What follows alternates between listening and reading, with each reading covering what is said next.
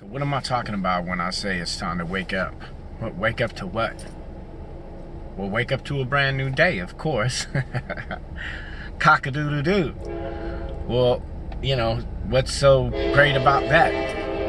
Yay, yay, it's a brand new day. Well, the beautiful news is, the good news is that you have eternal life. That life is eternal, and you're a part of that. And you have a divine inheritance that cannot be taken away. You can give it away, but it cannot be taken. Well, that's pretty good news. And the more that you understand that news, that you truly, truly start to meditate on this, it really starts to unravel and make sense to you, it will affect the way that you behave in the world. And it will ripple out into eternity. And it changes everything, including the impact upon the dynamics around you, meaning the influence that you have around other people. So, because once you tap in to the vine,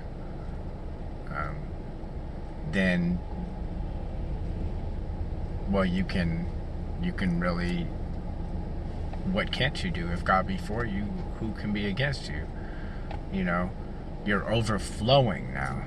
You're acting out of abundance because you understand who you are and who your father is and who your mother is for all time. Well, that's a comforting idea, but if it's not our truth, if we're just whistling in the dark because it sounds like a good idea, that's not going to cut it. We have to put these things to the test. We have to examine them. We have to look at them underneath the microscope. They have to be our truth, tested and true. They have to work in our lives. We have to see them work time and time and time and time again to be convinced that they have any validity whatsoever. And sometimes we actually convince ourselves of falsehoods, oftentimes, just because we're repeating the wrong interpretation. We're getting the same result. We're doing the same thing. We're getting the same result, but we're interpreting it improperly because we had the improper premise to start with.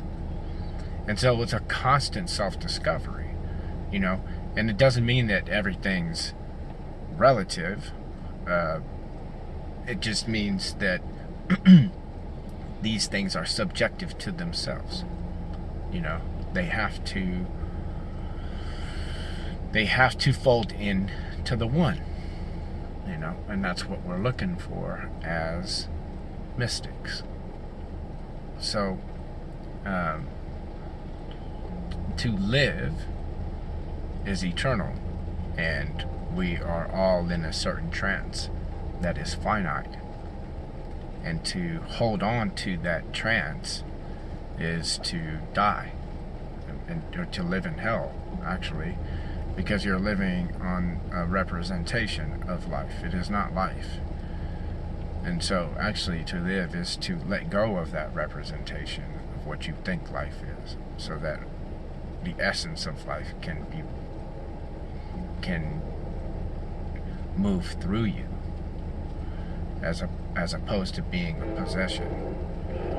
So different perspectives that must be married as we grow on this development.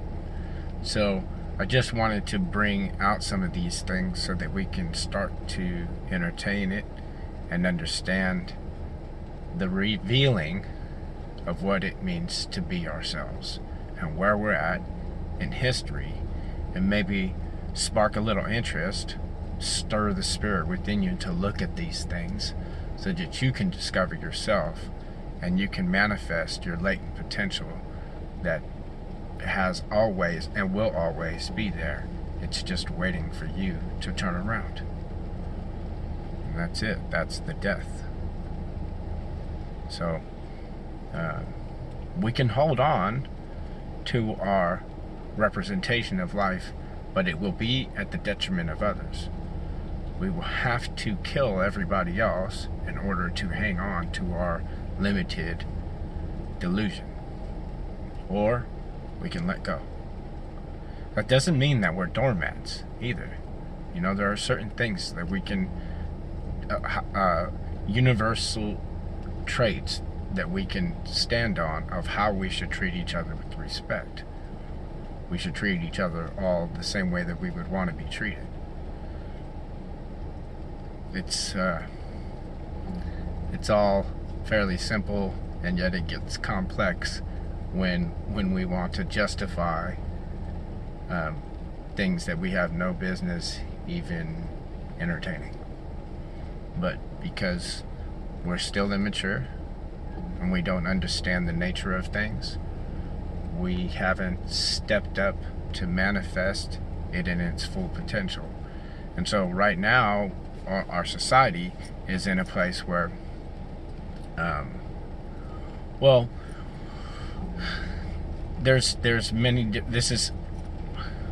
they want to lock us into a place where we use our imagination to dream up new prisons for ourselves, when that whole capacity and capability should be used to dream of ways of growing into new beings, new ways of being, and